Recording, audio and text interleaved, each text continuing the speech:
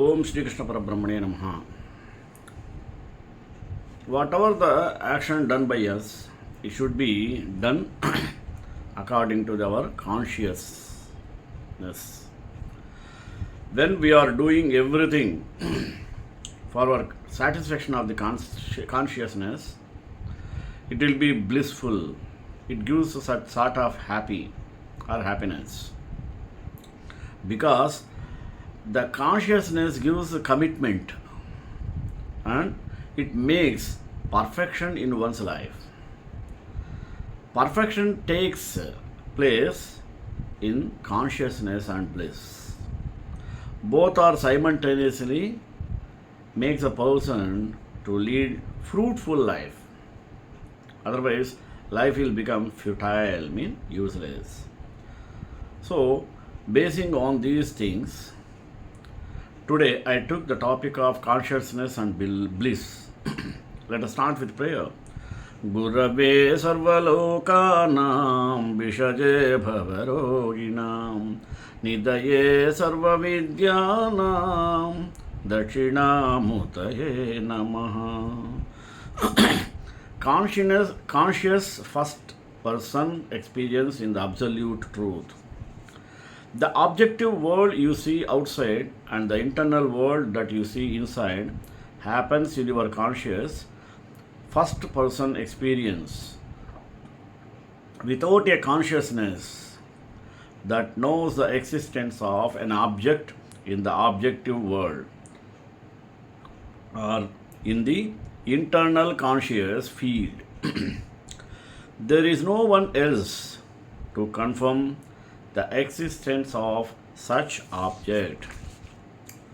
This first person conscious experience is like a pure screen of awareness where the movie of your life is being played. The scenes in the movie keep changing. There is no permanence found in the contents of the screen. The screen is experiencing itself and is also consciously aware of its contents. The contents of the screen include the following ways. 1. The information you gather from the five senses called jnanendriyas. Next, the information after it is processed in your internal monologue of thoughts, concepts and words. Third, the likes and dislikes that arise from the association of such objects. Next, your conceptual past and agenda filled conceptual future. Next, the sense of separation from the world. Next, all the conceptual, episodic and semantic information that you have gathered in the memory. The intellect which helps to discriminate things between the contents, decisions and intents to do action. Because of this sense of separation in the world, a separate illusory self arises which identifies with the contents of the screen, clings to them and feels in its bones that it is the doer of the actions, knower of the knowledge and the experiencer of the experiences. This illusory self is an illusion created by thoughts.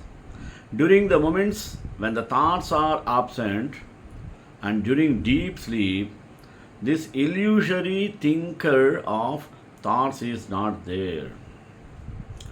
All that exists then is a conscious experience of life or being. But when the illusory self arises, there arises a craving for pleasure, becoming and non-becoming. The craving arises from a sense of lack. The separate illusory self needs protection and enhancement. This lack motivates a seeking towards the unknown, a longing from the bottom of the heart to unite with the truth. But without this separate illusory self, there is really no separation in the existence. Then what is left is your true self, the absolute, the truth, the inner guru or Sadguru, that Tao Dhammakaya or the kingdom of God. This union of everything is called yoga. The mystical union with God or Fitra. But in order to realize the truth in the experience, the illusory separate self has to be recognized as non existent.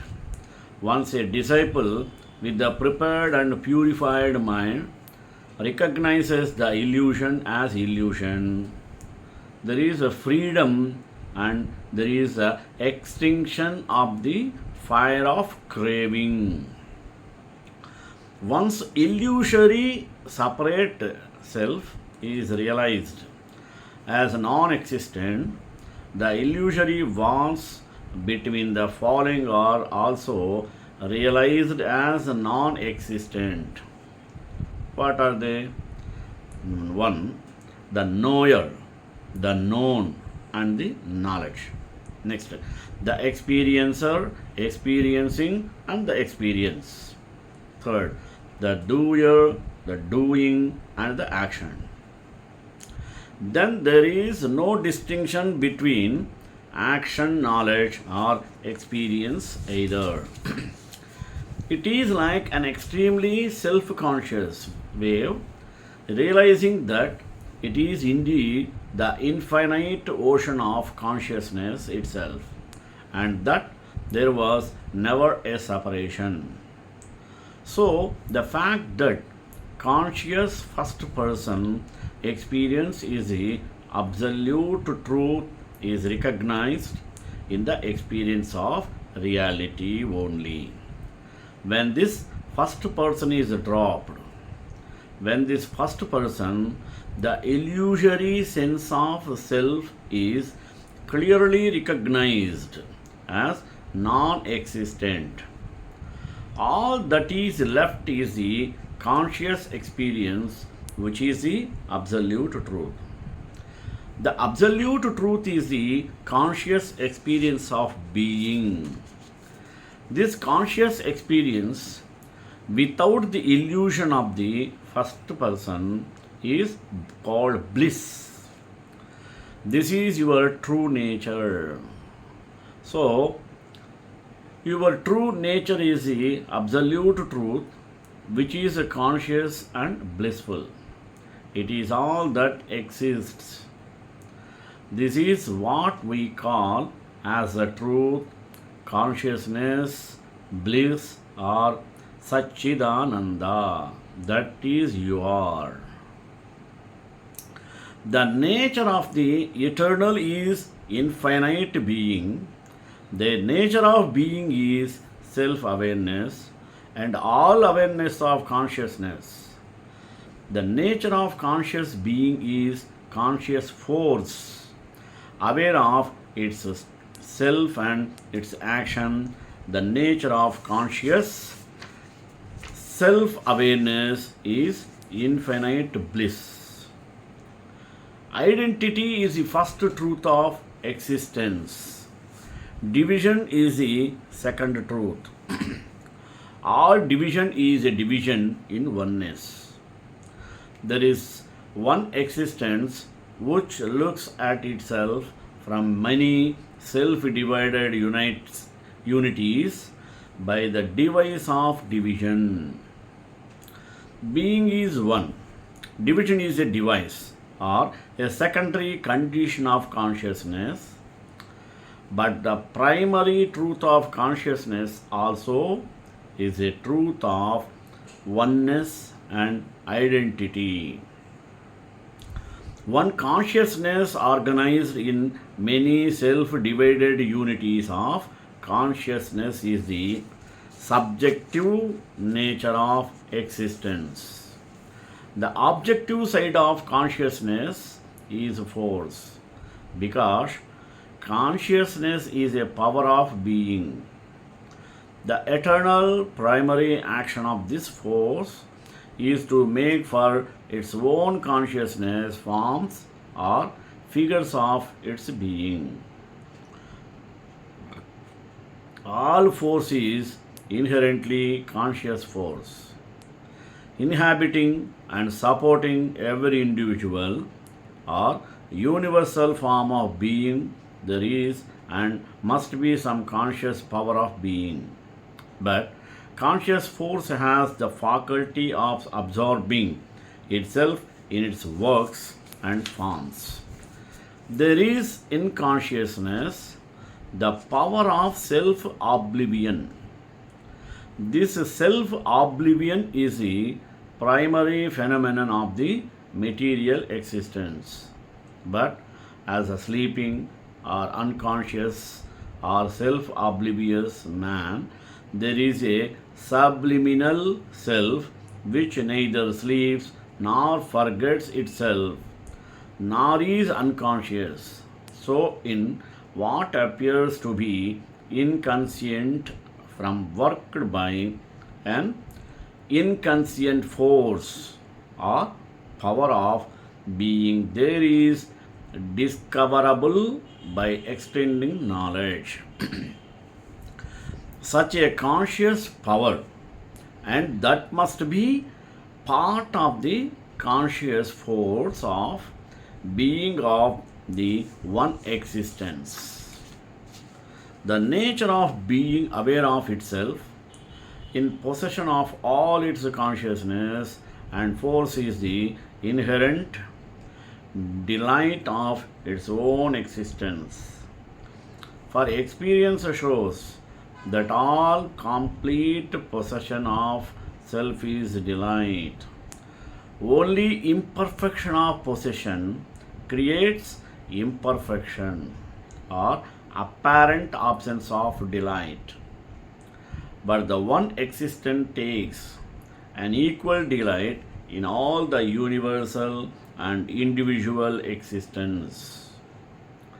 For this reason, all creation also and all action of force has secretly or overtly delight or a seeking for delight or attraction as its first motive cause. Although the apparent object or aim of the action may seem to be of a different character, these truths do not appear entirely to us because we start from division, but they become self evident when we get to a larger consciousness open to the unconscious unity, undelaying things, or one with the one conscious existence.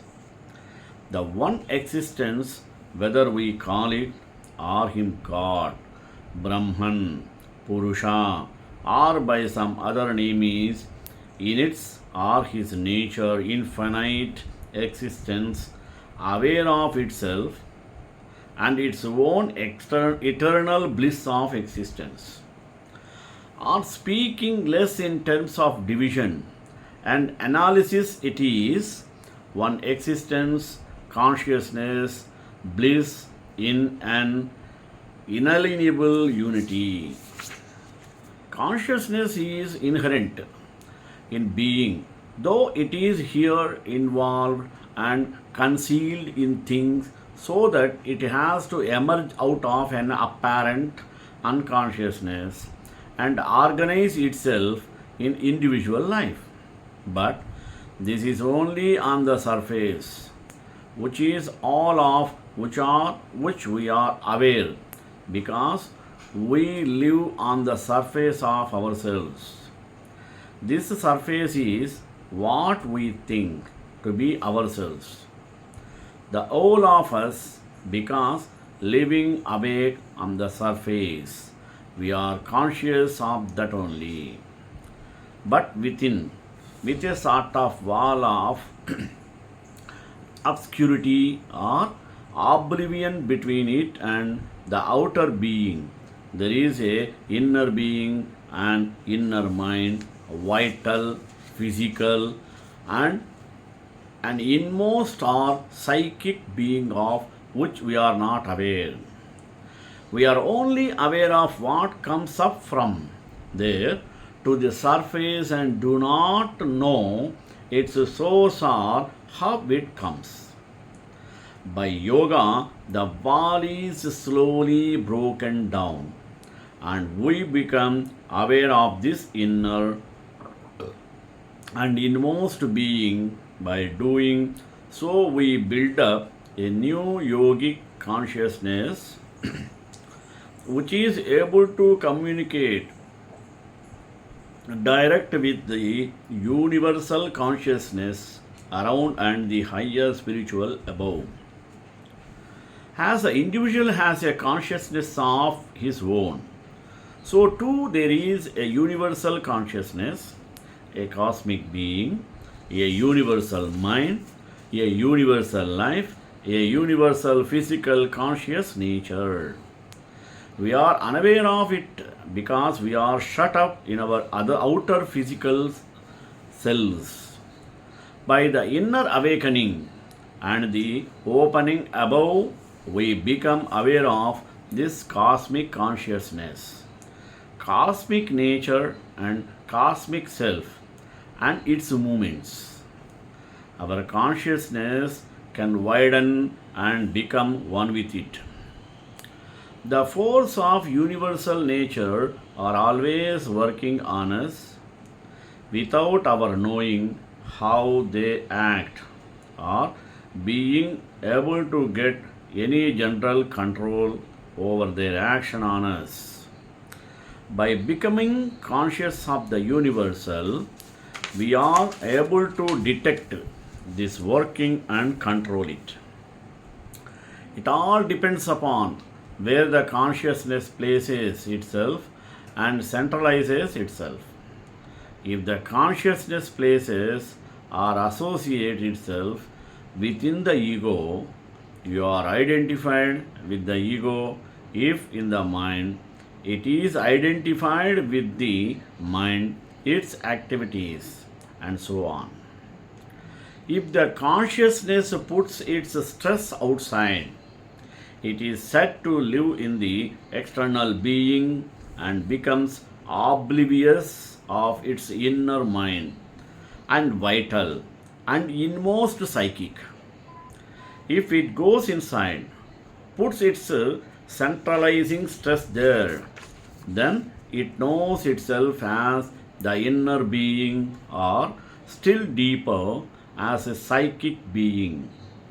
If it ascends out of the body to the planes where self is naturally conscious of its wideness and freedom, it knows itself as the self and not the mind, life, or body. It is this stress of consciousness that makes all the difference. That's why one has to concentrate the consciousness in heart or mind in order to go within or go above. It is a disposition of the consciousness that determines everything, makes one predominantly mental, vital, physical, or psychic, bound or free, separate in the Purusha or involved in the Prakriti. Good heavens, what a magnificent model! The Jivatman is on this supranatural, supramental plane, and the Jiva is psychic. It is a consciousness with a clear individual I that disposes variously the centralizing stress on one part or another of being and yet the quality of this I is determined by the part with which it identifies itself. Therefore, it must be a pure conscious I. All that has no basis whatever and does not hang together. I never said that the Jivatman, the individual being, consciousness has no need of clear individual I to dispose the stress. It can do that of itself. Wherever the stress is put, the I attaches itself to that, so that one thinks of oneself as a mental being or physical being or whatever it may be. The consciousness in me can be utterly face off any sense of an individual I, and yet dispose its stress in this way or the other way. It may go down into the physical and work there in the physical nature, keeping all the rest behind or above for the time, or it may go up into the overhead level and stand above mind.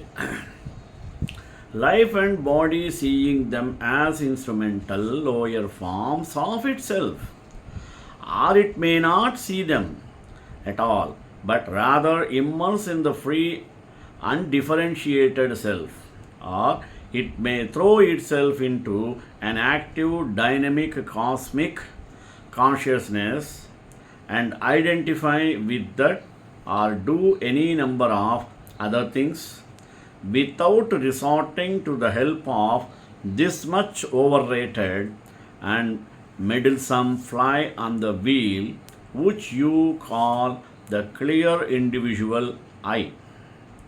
The real I, if you want to use that word, is not a clear individual, that is, a clear cut, limited, separative ego. It is as wide as the universe and wider and can contain the universe in itself. It is not the Ahankara, it is the Atman. Conscience is a fundamental thing. It is a fundamental thing in existence. It is the energy, the action, the movement of consciousness that creates the universe and all that is in it, or not only the macrocosm, but the microcosm is nothing but consciousness arranging itself. For example, when consciousness in its movement, or rather a certain stress movement, forgets itself in the action, it becomes an apparently unconscious energy. When it forgets itself in the form, it becomes a electron, the atom, the material object. In reality, it is still consciousness that works in the energy and determines the form and the evolution of form. When it wants to liberate itself, slowly, evolutionarily out of matter, but still in the form, it emerges as life, as the animal, as man, and it can go on evolving itself still farther out of its involution and become something more than mere man. If you can grasp that, then it ought not to be difficult to see farther that it can subjectively formulate itself as a physical, a vital, a mental, a psychic consciousness. All these are present in man. But as they are mixed up together in our external being and their real status is hidden behind in our inner secret nature, one can only become fully aware of them by releasing the original limiting stress of the consciousness which makes us live in our external selves and becoming awake and centered within the inner being. As a consciousness in us by its external concentration or stress, has put all these things behind a wall or veil. It has to break down the wall of the veil and get back in its stress into these inner parts of existence. That is what we call living within. Then our external being seems to us something small and superficial. We are or can become aware of the large and rich and inexhaustible kingdom within. So also consciousness in us has drawn a lid or covering or whatever one likes to call it between the lower plans of mind, life, body supported by the psychic and the higher plans which contain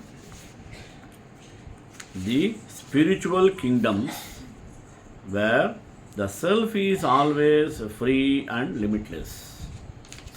And it can break or open the lid covering and ascend there and become the self free and wide and the luminous, or else bring down the influence, reflection, finally, even the presence and power of the higher consciousness into the lower nature. Now, that is what consciousness is. It is not composed of parts.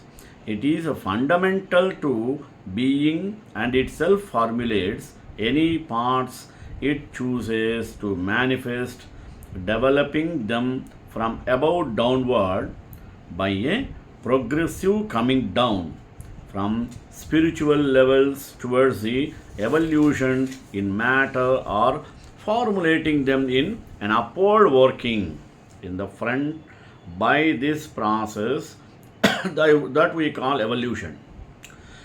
If it chooses to work in you through the sense of the ego, you think that it is the clear cut individual I that does everything. If it begins to release itself from that limited working, then you too either begin to expand your sense of I till it bursts into infinity and no longer exists, or to shed it and flower into spiritual wideness. Of course, this is not what is spoken of in modern materialistic thought as a consciousness, because that thought is governed by science. Science sees consciousness only as a phenomenon which emerges out of inconsistent matter and consists of certain reactions of the system to outward things. But that is a phenomenon of consciousness. It is not consciousness itself. It is even only a very small part of the possible phenomena of consciousness and can give no clue to the true nature of consciousness, the spiritual reality which is of the very essence of existence. Certainly, the mind and the inner being are consciousness. For human beings who have not got deeper into themselves, mind and consciousness are synonymous. Only when one becomes more aware of oneself by a growing consciousness, then one can see different degrees, kinds, powers of consciousness, mental, vital, physical, psychic, spiritual. The divine has been described as being consciousness, Ananda, even a consciousness putting out a force or energy, Shakti, that creates worlds. The mind is a modified consciousness that puts forth a mental energy, but the divine can stand back from his energy and observe it as its work. It can be the witness Purusha watching the works of Prakriti. Even the mind can do that. A man can stand back in his mind, consciousness, and watch the mental energy doing things, thinking, planning, etc. All introspection is based upon that fact that one can so divine oneself into a consciousness that observes and energy that acts. These are quite elementary things, supposed to be known to everybody. Anybody can do that merely by a little practice. Anybody who observes his own thoughts, feelings, actions has begun doing it already. In yoga, we make the division complete, that is all. Shekhantāya Kalyāna Nidhe Nidhe Sri Venkatanivasaaya Srinivasaya Mangalam Mangala Sasana Madhācārya Purogamai Sarvaisha Purvairācāryai Satkrutāyastu Mangalam.